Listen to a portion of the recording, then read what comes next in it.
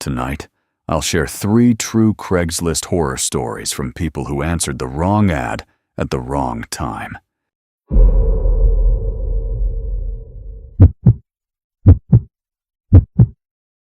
I was 22 when I moved to Chicago for a warehouse job near Cicero Avenue. The pay wasn't great, and I only had about 2 weeks to find a place before the cheap motel I was staying at became too expensive. So like every broke person in America, I started searching Craigslist. Most of the listings were either scams or tiny rooms with 6 roommates already living there. Then I found one that seemed unusually good. Private basement apartment, quiet neighborhood, utilities included, $650 per month. The photos looked normal enough. Small kitchen, couch, bed. No luxury, but clean. The guy replied almost immediately after I emailed him. Still available. Can show tonight if interested. His name was Raymond. We exchanged a few emails. He didn't seem overly friendly, but not suspicious either. He said he worked nights and preferred late appointments. That should have been my first warning. But when you're desperate, you ignore things. The address was on the southwest side of Chicago in a quiet residential area. I drove there around 9:30 p.m. The neighborhood wasn't terrible, but it felt empty. No people outside, no dogs barking, no lights in windows, just rows of dark houses. Raymond texted me when I parked. "Come to the side gate." I remember checking the address twice because the house didn't look anything like the photos. The listing showed a brick house with white trim. This one was older. Gray paint peeling off the walls, overgrown grass. I almost left right there. But then I convinced myself maybe he used old photos. I walked down the side path with my phone flashlight on. The gate creaked when I pushed it open. Behind the house was a small concrete stairway leading underground, the basement entrance. The door was already open. That bothered me immediately. I called out, "Hello?" No answer. Then a man's voice came from inside. "Come in." The voice sounded calm, but something about it felt wrong. Too quiet, too flat. I stepped into the basement slowly. The smell hit me first. Damp concrete and something metallic underneath it. The apartment looked unfinished. One overhead light flickering weakly. Mattress on the floor. No couch. No kitchen table. Nothing matched the photos. Raymond stood near the back wall watching me. He was taller than I expected. Very thin. Balding. Maybe late 40s. He didn't smile once. "You drove pretty far?" he asked. "About 30 minutes. He nodded slowly like he already knew.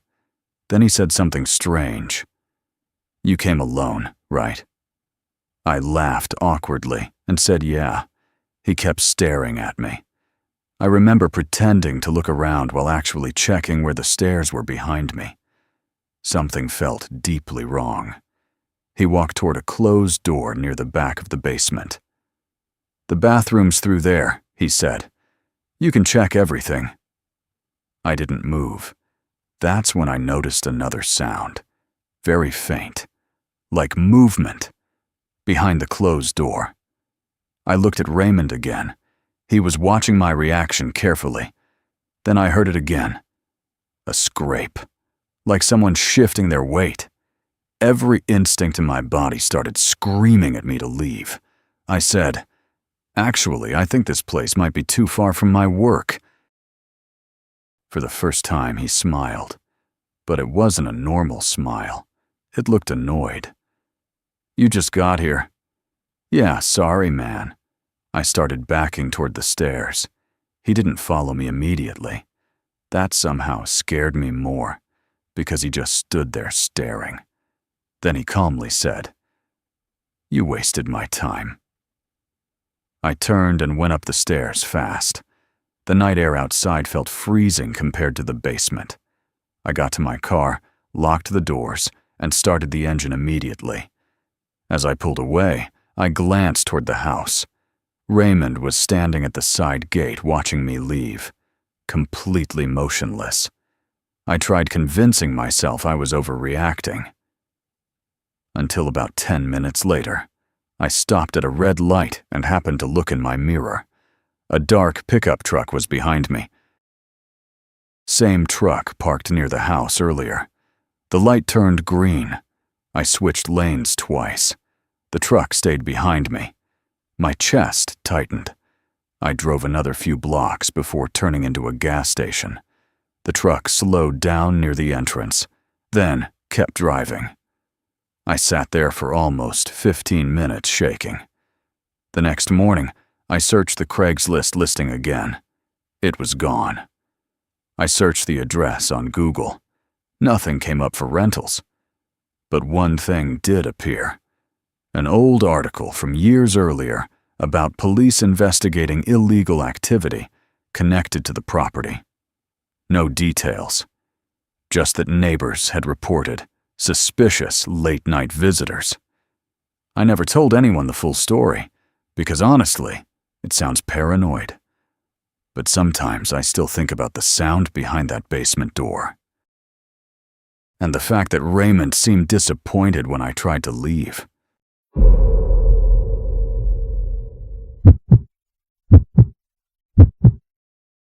Back in 2019, photography had become my obsession.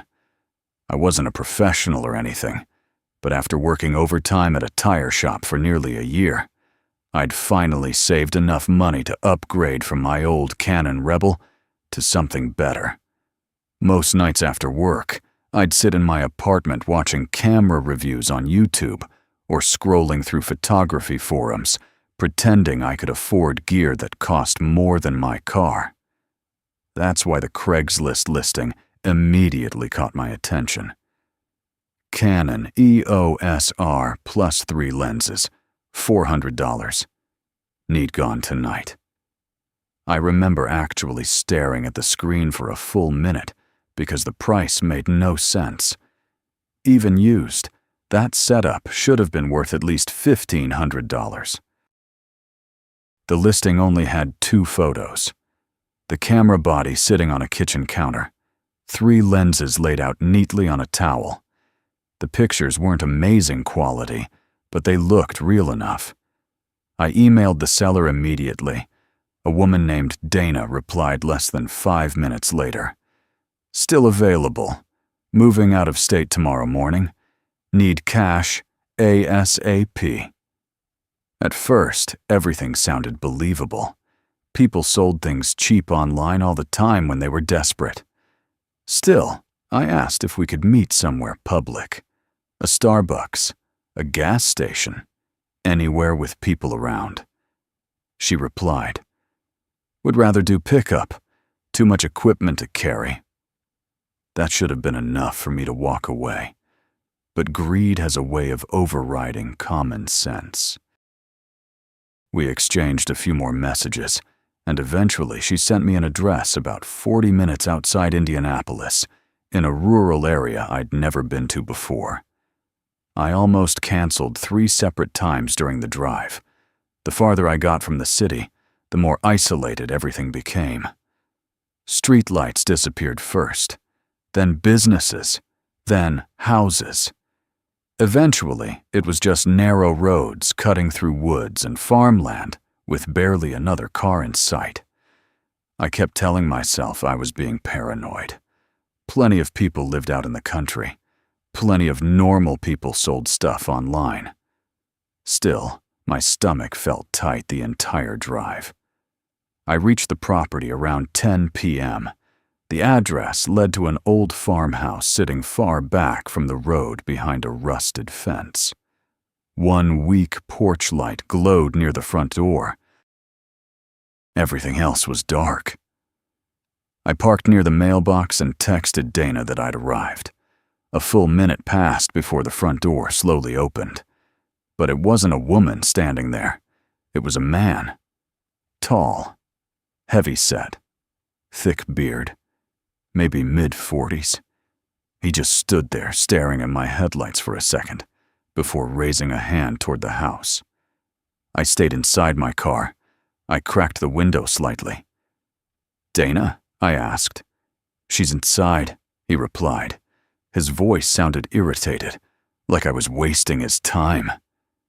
"Can I see the camera first?" I asked.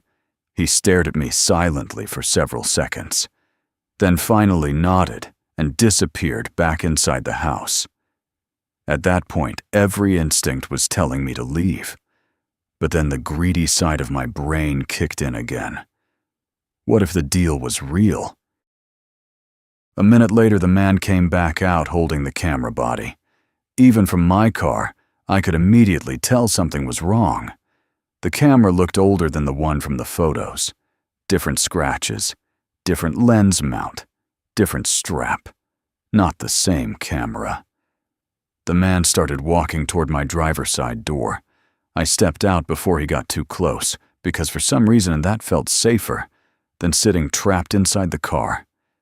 He handed me the camera without saying anything. The thing barely turned on. The battery compartment was loose, and one side of the body looked cracked. "This isn't the same one from the ad," I said. He shrugged. "Still works." "No, I mean literally not the same camera." He stared at me blankly, then smiled slightly. "You drove all the way out here." Something about the way he said that made my chest tighten. Not angry, not threatening, almost amused, like he expected me to ignore the obvious problem because of how far I'd come. I handed the camera back immediately. "Yeah, I'm gonna pass." His smile disappeared. "You should come inside first. The lenses are on the table." "No, I'm good."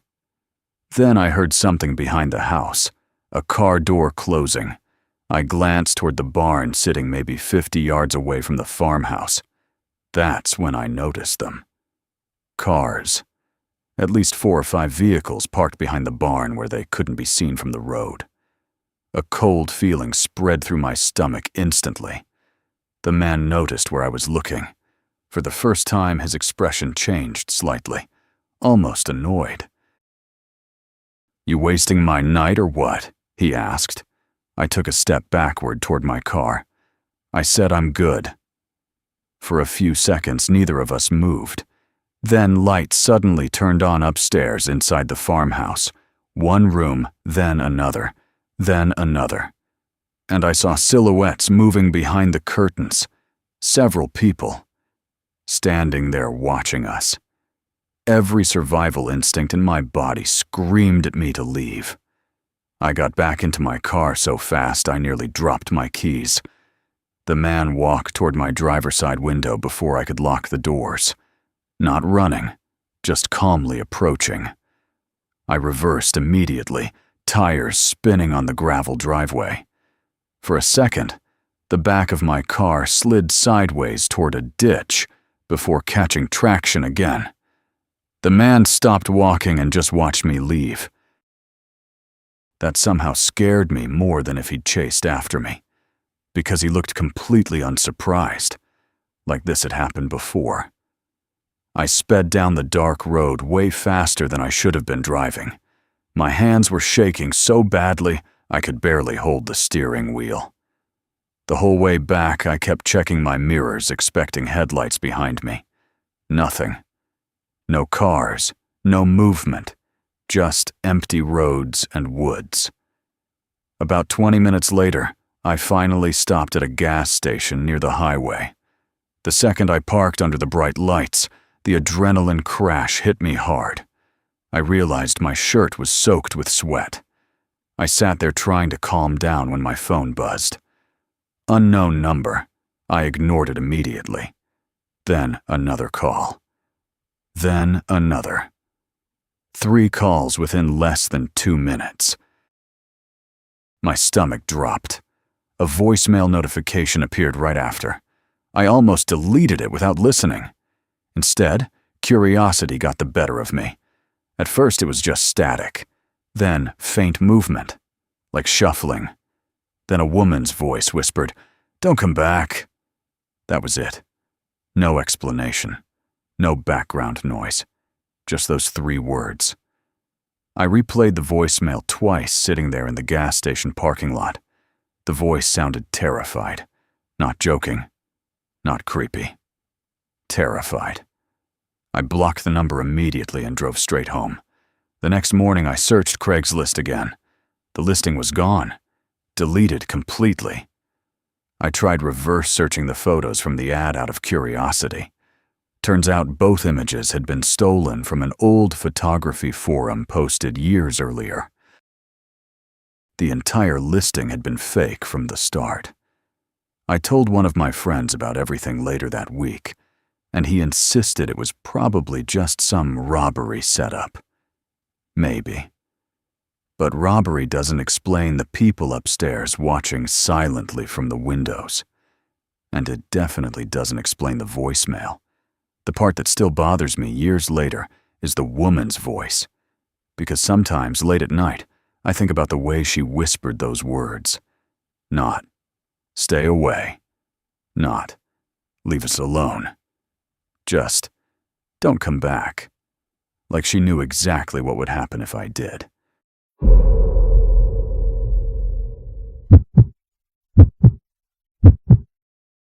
When I moved to Seattle in late 2021, I already knew rent was going to be a problem.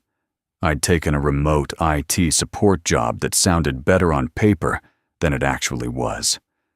After taxes and student loan payments, I barely had enough money left each month to survive, let alone afford a decent apartment in Seattle. So like a lot of people my age, I ended up searching Craigslist for roommate listings. Most of them were awful.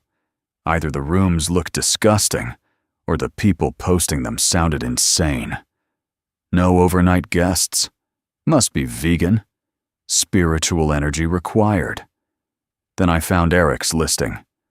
Quiet townhouse, private room, utilities included, looking for respectful tenant. The price was way below average for the area, which immediately caught my attention. The photos looked normal enough. Small, furnished bedroom, clean kitchen, decent bathroom, cozy living room with bookshelves, nothing luxurious, but safe. Eric responded to my email within an hour.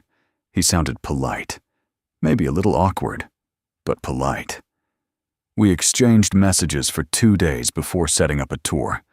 The townhouse sat in a quiet neighborhood north of Seattle near Shoreline. The street itself seemed normal when I arrived. Families, parked cars, kids, bikes, and driveways. Completely ordinary. Eric answered the door almost immediately after I knocked. He looked exactly like someone who worked remotely in tech. Mid-30s, thin, messy hair, glasses, oversized hoodie. The first thing I noticed was how softly he spoke, almost like he was trying not to wake someone up. "Hey," he said quietly. "Come in." Inside, the townhouse felt strangely cold, despite the heat being on. Not temperature cold exactly, just empty. The air felt still. No TV, no music, no sounds from neighbors. Even Eric moved quietly. He gave me a quick tour without much small talk. The upstairs room looked exactly like the photos. Clean enough. Bed, desk, dresser. Honestly, I was ready to say yes almost immediately. Then we got to the basement door. Eric stopped walking for a second. "The basement's unfinished," he said quickly. "No reason to go down there." I laughed slightly and said, "Haunted?" He didn't laugh back. Instead, he just said, "The pipes are old. They make noise at night." Something about the way he said it stuck with me, like he'd rehearsed the sentence before. Still, compared to some of the other roommate situations I'd seen, Eric seemed normal. Quiet, awkward, harmless. I moved in 3 days later. The first week was mostly uneventful. Eric kept to himself almost completely. Sometimes I wouldn't see him all day except for hearing his bedroom door close late at night. He worked remotely in the upstairs office and usually wore headphones around the house. The only weird thing was the noise downstairs. Every night around 2 or 3 a.m., I'd hear footsteps coming from the basement. Slow pacing. Back and forth. Back and forth. At first I assumed Eric just couldn't sleep. But after several nights, I realized something strange. I never once saw Eric actually go downstairs. Not during the day, not at night. The basement door always stayed shut. One morning while making coffee, I casually mentioned the footsteps. Eric froze for half a second before continuing to wash his mug. "Old pipes," he said. "That doesn't sound like pipes." He shrugged without looking at me. "This house makes noises." That was the end of the conversation. After that, things slowly started getting stranger. Food I bought would disappear from the fridge. Nothing major at first. A yogurt. Half a sandwich. Energy drinks. I assumed Eric was taking them accidentally. But whenever I mentioned it, he denied touching anything. Then I started noticing cabinet doors open in the mornings, after I knew I'd closed them. Twice I came downstairs and found the basement door slightly cracked open. Both times Eric immediately shut it the second he noticed me looking at it. The tension inside the house kept building little by little, not enough to leave immediately, just enough to make me uncomfortable. The real turning point happened about 3 weeks after I moved in. I woke up around 3:15 a.m. needing water. At first, I thought the sound downstairs was part of a dream, whispering, very faint. I sat up in bed, listening carefully. There were definitely voices. More than one. I opened my bedroom door slowly. The upstairs hallway was dark, except for a faint yellow light coming from downstairs, specifically from beneath the basement door. That was new. I crept halfway down the stairs trying to listen. The voices sounded low and rushed, like people trying not to be overheard. I couldn't make out specific words. Then suddenly, the whispering stopped. Complete silence. A second later came 3 slow knocks from underneath the basement stairs. Knock. Knock. Knock. I froze instantly. Every hair on my arm stood up. Then a voice quietly said from behind the basement door, "Someone's awake." I ran back upstairs immediately and locked my bedroom door. I barely slept the rest of the night. The next morning, Eric acted completely normal, like nothing had happened. I finally confronted him directly. "There's somebody downstairs." Eric looked at me for a long moment, then calmly asked, "What did you hear?" "Voices." Another pause. Then he said something that genuinely unsettled me. "You shouldn't listen at the door." "Not." "You imagined it." "Not." "There's nobody there." Just, "You shouldn't listen." The way he said it made it sound like a warning. That afternoon, Eric left supposedly to buy groceries. The second I heard his car pull away, curiosity completely overpowered common sense. I walked straight to the basement door. For a moment, I actually hesitated with my hand on the knob. Then I opened it. The stairs descended into darkness. A damp smell drifted upward immediately. Wet concrete. Dust. Something rotten underneath it. I turned on my phone flashlight and slowly went downstairs. The basement was much bigger than I expected. Exposed pipes lined the ceiling. Old shelves covered one wall. Storage bins stacked near the washer and dryer. At first, nothing looked unusual. Then I noticed the mattress. It sat in the far corner, partially hidden behind shelves. Not old, either. Fresh blankets, pillow, water bottles, flashlight, food wrappers. Someone had clearly been living down there. My heartbeat started pounding. I slowly approached the mattress area when I noticed something else. tallies carved into the wooden support beam nearby. Dozens of them, maybe hundreds. Some deep, some faded, like someone had been counting days.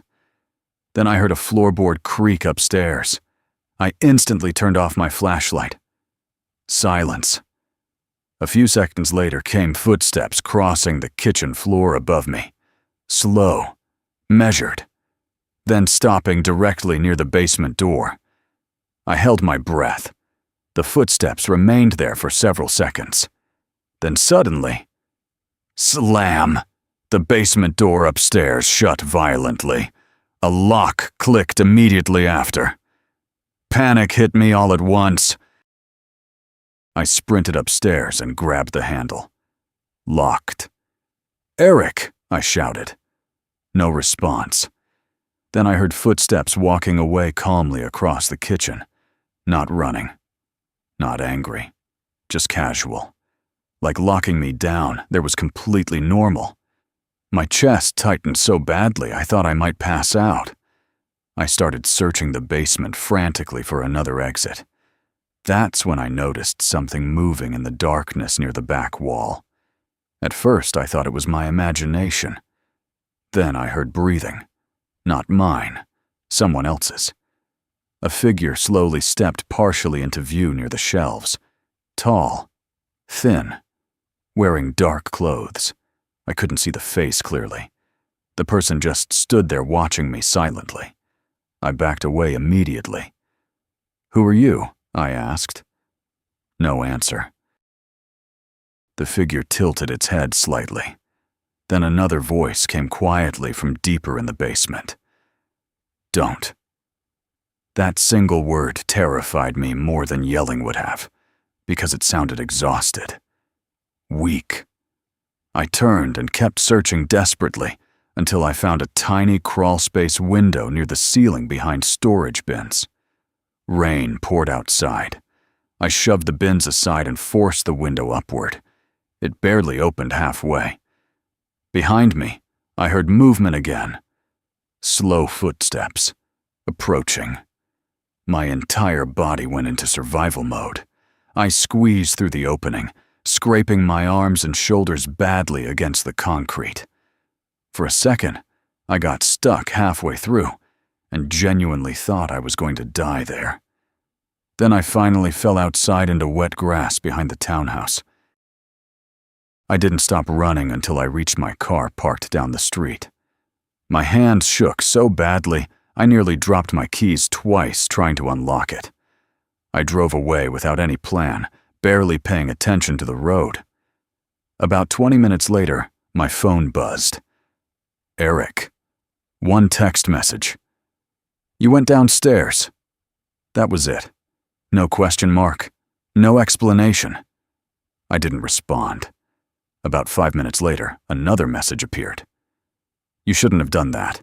I blocked his number immediately. I ended up sleeping in a motel that night. The next morning I called a friend and explained enough of the situation that he agreed to come with me to pick up my belongings. We arrived around noon. The townhouse looked completely different in daylight. Still normal, still quiet. But when we knocked, nobody answered. The front door was unlocked. Inside, the place was empty. Not messy, empty. Completely stripped. No couch, no bookshelves, no dishes, no decorations. Nothing. Even the room I'd rented was bare, except for dust marks where furniture had supposedly been. Looked like nobody had lived there in months. My friend kept asking if I was sure it was the right address. Then we checked the basement. Empty, too. No mattress, no food wrappers, no tallies. Nothing except concrete and pipes. It looked abandoned. I grabbed the few things still left in my room and got out of there as fast as possible. A few days later, curiosity got the better of me again. I searched the property online. No rental history, no property listing, nothing. Even stranger, the address on the lease Eric emailed me technically didn't exist. The street number skipped directly from the neighboring townhouse to the next building, like my address had been inserted between them somehow. I eventually convinced myself maybe the whole thing had been some kind of illegal subletting situation. Maybe homeless people were staying downstairs. Maybe Eric panicked after I discovered them. That explanation made the most sense. But there's one thing I still can't explain. A month after moving out, I received an envelope with no return address. Inside was a single sheet of paper. No message, no signature. Just 3 words typed in the center of the page. You heard them.